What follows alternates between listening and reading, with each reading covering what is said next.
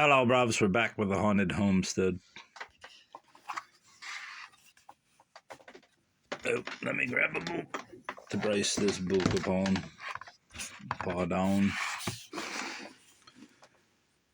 We resume at page 58. The horses were neighing with impatience in the yard, and as soon as the gentlemen arose from the breakfast table, they prepared themselves, mounted, and rode off to their day's sport.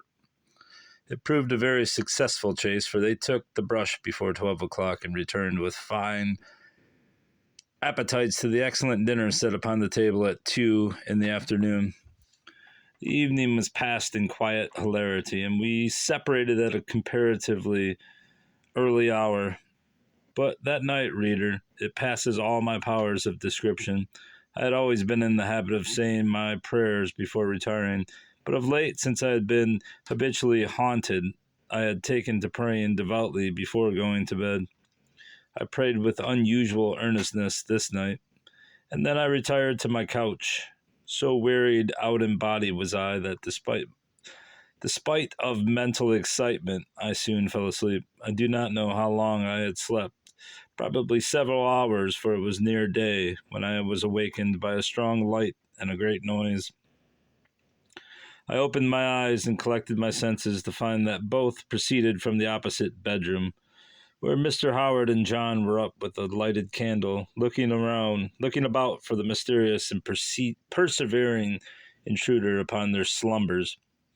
The light from their rooms, failing at this reading again, the light from their room streamed across the hall and through the open door into ours, and fell upon the tall, dark-robed, stern-visaged haunter of my chamber, where she stood pointing her spectral finger to the spot upon the floor. A moment she stood thus, and then, as before, passed slowly from the room, and through the open door that, without hands, closed behind her. The silvery beams of the full moon poured through the two east windows, and in its light I now saw Richard Knowles. And in its light I now saw Rachel Knowles, sitting up straight, stark and still in her bed. "Rachel, Rachel," said I, "and what is the matter?" "Heaven and earth, Agnes, we are haunted," she gasped, rather than spoke. "Have you seen anything, Rachel?" I asked, now hoping that she had, for I felt it terrible to be alone in my spectral experiences.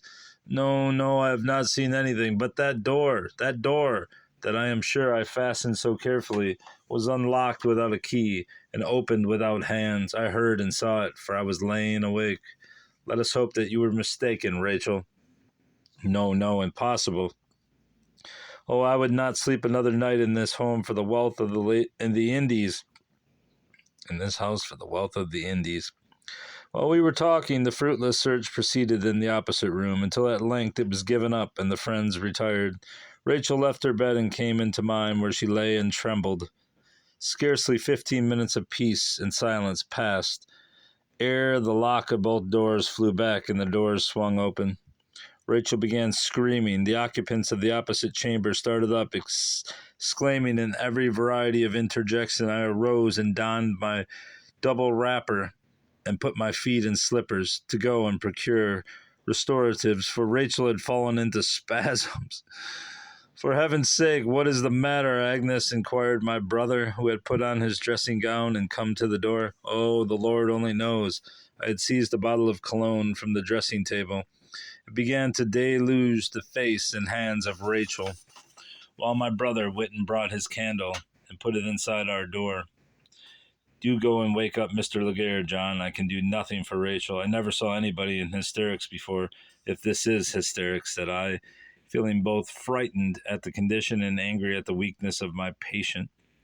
But even while I spoke, Mr. Howard, who during this time had been hastily dressing himself, went downstairs to the old house in search of assistance. The family were speedily aroused. Mr. and Mrs. Laguerre hurried into the new house.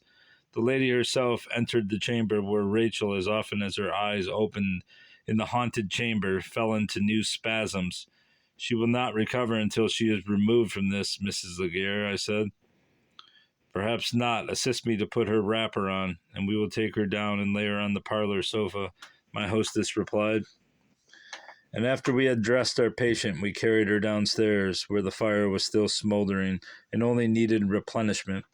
When the wood was brought and thrown on, and the fire blazed up brightly, lighting and warming the whole room, and the shutters were unclosed, and the rising sun smiled in upon us all, I felt that the gladsome scene was enough to put to flight all the ghosts in Hades, and all the superstitious terrors that ignorance is heir to. I almost began to doubt that I was haunted, and I would have done so but for the somber and disturbed countenance of my host, who, as soon as Rachel Knowles was soothed and put to sleep on the sofa, turned to us and inquired, "Now, my friends, will you be so good as to explain the cause of your disturbance?" "A mere trifle, sir," said my brother brusquely. "The house is haunted." "You, of course, do not speak seriously. You cannot credit such absurdities." "My dear sir, I never believed in ghosts until within the last 2 nights. But now, with such evidence before me, I should be the most unbelieving of infidels to refuse credence," said my brother, with a mixture of gravity and banter in his tone, that made it impossible to think him in earnest. "Will you be so kind, Mr. Howard, as to enlighten us?" inquired Mr. Laguerre, turning toward that gentleman. "Since you desire me to do so, my dear sir, well, then, for 2 nights we have passed beneath your very hospitable and delightful roof. Our rest has been somewhat disturbed." "Somewhat disturbed? It has been altogether broken up," interrupted my brother. "Be silent, John," I whispered, pinching him. Mr. Howard went on. "By an inexplicable circumstance, namely, the flying open of the doors after we had carefully and securely locked them. We haven't slept a wink since we have been in the house. We have spent the nights in jumping up out of bed to lock the doors, and only to have them unlocked and fly open in our faces," said John. "I thank you, gentlemen, for the information you have given me. Agnes, my dear, have you been disturbed?" "Yes, sir." "How?" "In the same manner, sir, by the unaccountable flying open of the door after I had locked it," said I, suppressing the fact or fancy of the mysterious midnight visitant. "My dear, you have never complained of this before." "No, sir." "Why?" "Because it was more an affair of interest than of complaint. I wished first to investigate alone." "And have you done so?" "As far as was possible." "With what result, my dear Agnes?" "With no satisfactory one, sir." "Friends," said the old gentleman, turning toward the assembled guests, "it is vain to deny that a mystery does exist, and for the whole term of my residence here, if not before, has existed in this house, that has, heretofore, defied all investigation. Many of you have heard of the circumstances under which the transfer of property was made. You have heard that Madeline Vandervon, the last inheritrix of this estate, was a high-spirited, haughty, and self-willed woman, with one idea, the regeneration of her patrimonial estate, that everything, money, health, peace, conscience, life itself, was sacrificed to her monomania, that at last she died a victim to her own ruling passion, that her husband married again, sold the estate, even unto the very graveyard where her body lay, and left the neighborhood, that I became the purchaser, and finally, that since I have lived in the house not one chamber door has been secure from a seemingly supernatural opening. The superstitious among my servants and poor, ignorant neighbors ascribe as these mysteries to the presence of Madeline Vandervon's restless ghost, still haunting the scene of her toils, ambitions, and disappointments. Modern spiritualists would, without doubt, ascribe it to the agency of spirits. I believe in none of these absurdities. But the annoying mystery remains unexplained, and I would give the half of my kingdom to him who should elucidate it. The old gentleman, at the conclusion of his speech, looked around for an answer among his audience. "Do you not think that there may be a defect in the lock, sir?" inquired Mr. Howard. "Oh, I cry you mercy, sir. Such a possibility did not in the very first instance escape us. The locks had been taken off and examined, and no perceptible defect could be discovered. The half of my kingdom to the knight who shall rid me of this mysterious key bearer." I saw by the twinkle of Mr. Howard's eyes that he possessed a clue to the mystery. I saw him exchange glances with Mathilde, who had just joined us looking blooming as Hebe in her fresh morning toilet. Now, I was always a bashful girl, moderately so. Therefore, I never could account for the spirit that entered and moved me to say and do what I soon said and did. I happened to be standing beside Mr. Laguerre, and his hand rested caressingly upon my head when he repeated, "The half of my kingdom to the knight that shall deliver my castle from this dragon." I answered, "Oh, your majesty, never off the half of your kingdom. None but a mercenary wretch would undertake the enterprise for such a bribe. Offer the hand of your princess, and 1,000 lances shall be laid in rest for such a prize." I do not know whether he discovered the serious meaning under my lightly spoken words, for he fell into the humor of the jest, patted me on the head, and said, "Agreed, the hand of my princess to the brave knight who shall deliver me from this plague." "I accept the challenge," said Mr. Howard, and promise that in 24 hours the mysterious carrier of the keys shall be vanquished." "It is a treaty, it is a treaty," exclaimed one after another of the young men and maidens who were present. Mr. Laguerre looked around in some confusion at being taken up so seriously, and then laughing, said, "Very well, agreed. I ratified the compact, Mr. Howard, though I don't believe your part of it can be fulfilled. And now to breakfast."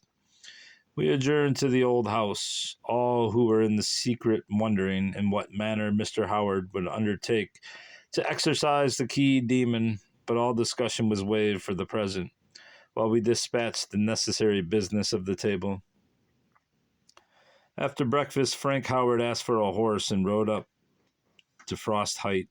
He was absent 2 hours, at the end of which time he returned, bringing with him a set of locksmith's tools and a flat piece of board, such as show locks are sometimes screwed upon for a sign. When he had brought these things into the new house, he challenged Mr. Laguerre and all who wished to see the mystery evolved to accompany him to the chambers above. Of course, everybody accepted the invitation. We all went first into the gentleman's room and stood around in a semicircle, with our faces toward the door and our eyes fixed upon the lock and Frank Howard. First he turned the key and begged that we would observe that all was fast and watch the result. Then he came away, and we waited with our eyes fixed upon the lock. In a little less than 15 minutes we both heard and saw the catch fly back and the door swing open. I cannot tell you with what a superstitious thrill we all snuttered, though this was in broad daylight and in the mutually supporting presence of a dozen persons, and though there was a machinist on the spot professing himself ready to demonstrate that this was a purely mechanical phenomenon. There, ladies and gentlemen, you all see the action. We all see. No hand near the lock? None. There could have been no deception. Assuredly not, we all declared.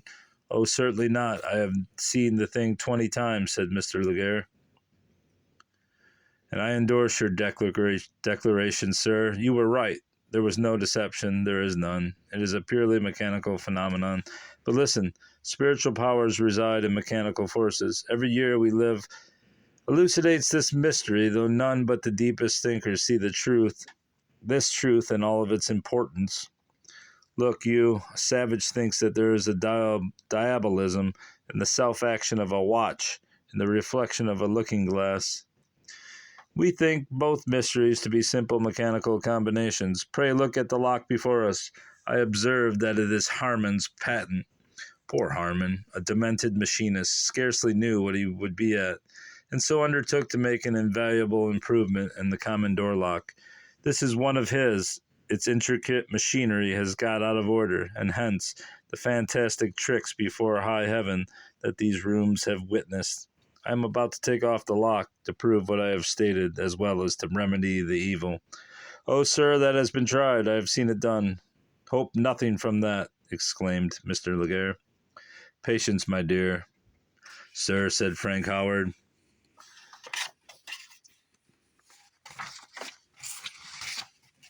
taking up the tools with so much of the air of a man accustomed to the handling of them that old Mr. Laguerre winced and fidgeted. But Frank speedily took off the lock and brought it to us for inspection. Here, you notice that nothing seems amiss, he said. Nothing in the world. I told you that before, replied Mr. Laguerre. And since we're close to finishing, I will, 5 or 6 pages away, stop right there today, bruvs, at page 66. We will resume with the lock being evidenced to Mr. Laguerre. Goodbye.